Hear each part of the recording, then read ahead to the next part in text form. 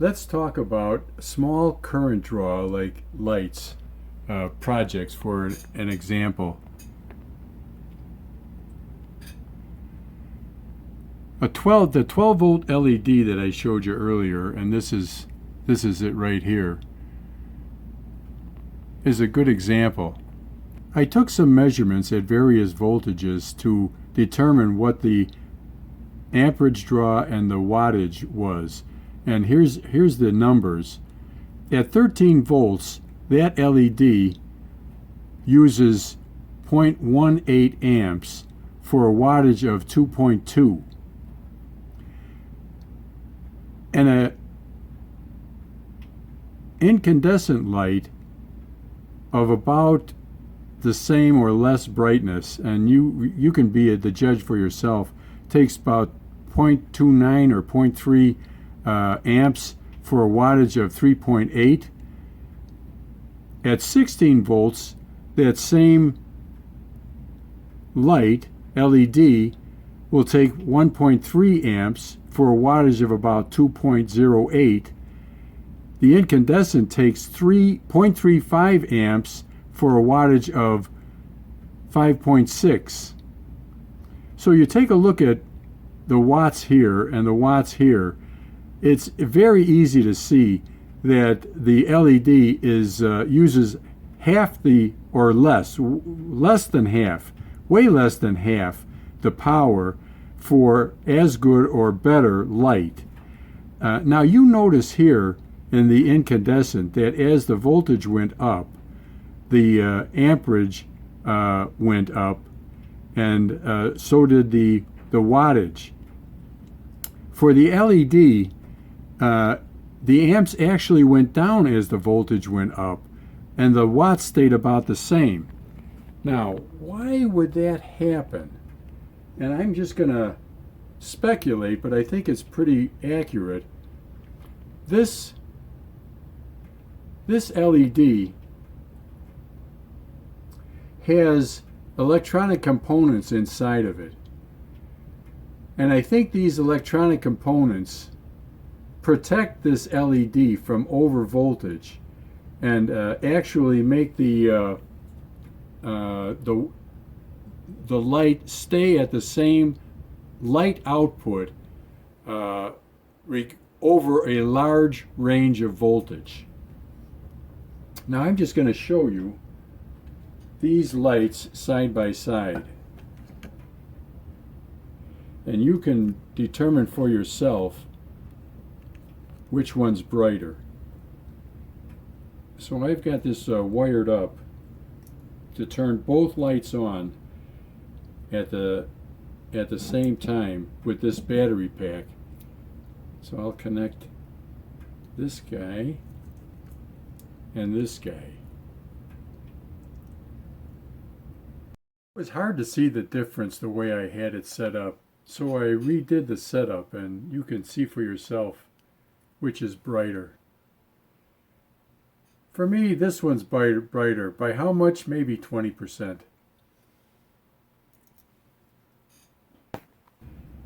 Using less than half the power. Let's talk a little bit about voltages for your particular project, or making a device that's about 4.5 volts is okay. This is a cassette that came out of a flashlight. This cassette has space for 3 single-use AAA batteries, 1.5 volts apiece, and that is a 4.5 volt battery.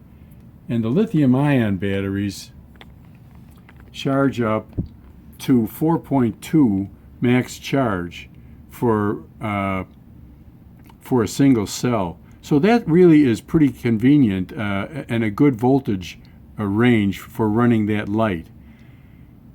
6 volts and 9 volts are not really a good total voltage for any multiple of 3.7 volts. So I say if you have a 6 or a 9 volt light, buy the 12 volt LED and convert it to 12 volts, and you'll be happier. It'll be brighter, it'll last longer.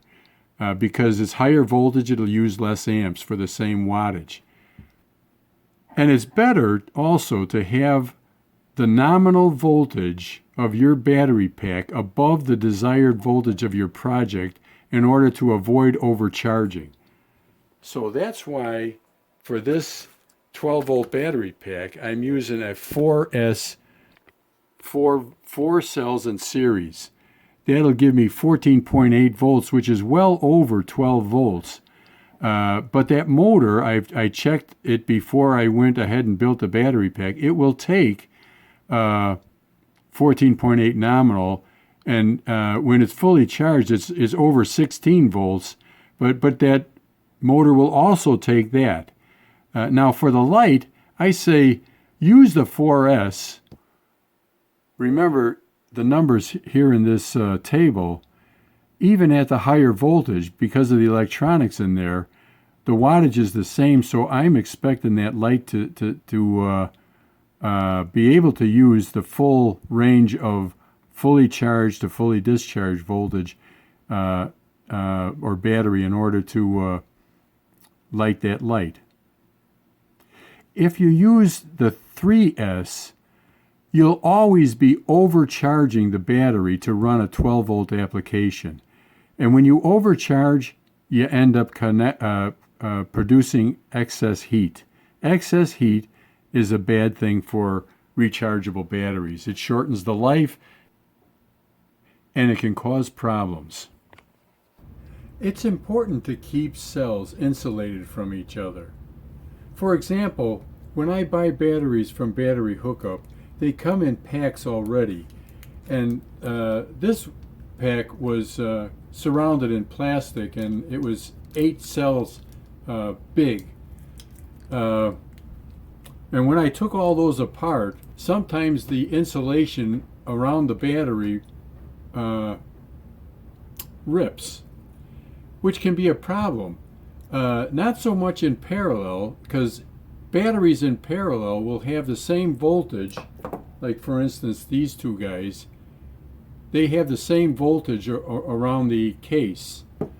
But batteries that are in series, like this one here, is in series, where this is the negative and this positive is connected to the negative of the next battery. So this wire here is connected to the negative of the first battery, and if it happens to touch the battery next to it, you can see the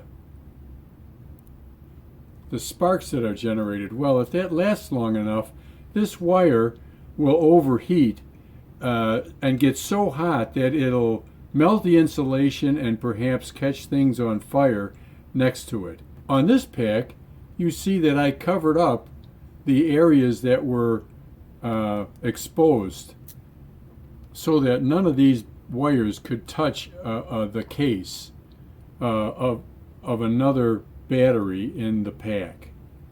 Now I did not use fish paper between these cells, but if your application bounces the cells around a lot and might cause friction between the cells, then an extra layer of insulation might be a good thing to make sure that you don't get short circuits on your cells. The next thing I'd like to talk about is a BMS.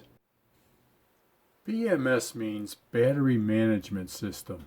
Now this guy here, I'm going to wire into this battery pack by taking all these green wires off and attaching these wires that are dangling here. One to the battery minus, one to the battery plus, and then each of these other 3 are get attached to the junction of each series battery. So there's 5 connections here. 1, 2, 3, 4, 5 for a 4S battery pack. So it's the battery negative, the connection between the first and second set of parallel batteries, the connection between the second and third, between the third and fourth, and then the battery plus. The electronics up here is what controls recharging your battery pack. And when you connect the charger to these two points, the electronics in here will send the proper voltage to each parallel cell in the series.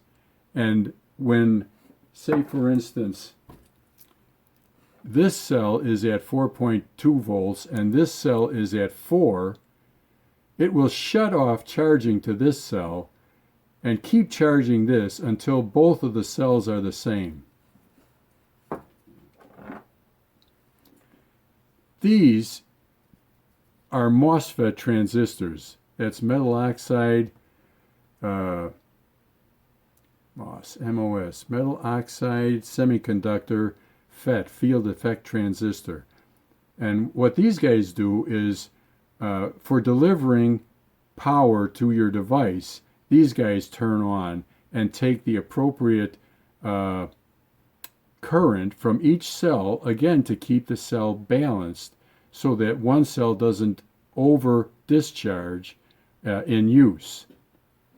So that's what a BMS does, and they're pretty inexpensive. You can get these on Amazon and maybe Battery Hookup or other places like eBay or an electronic supply store.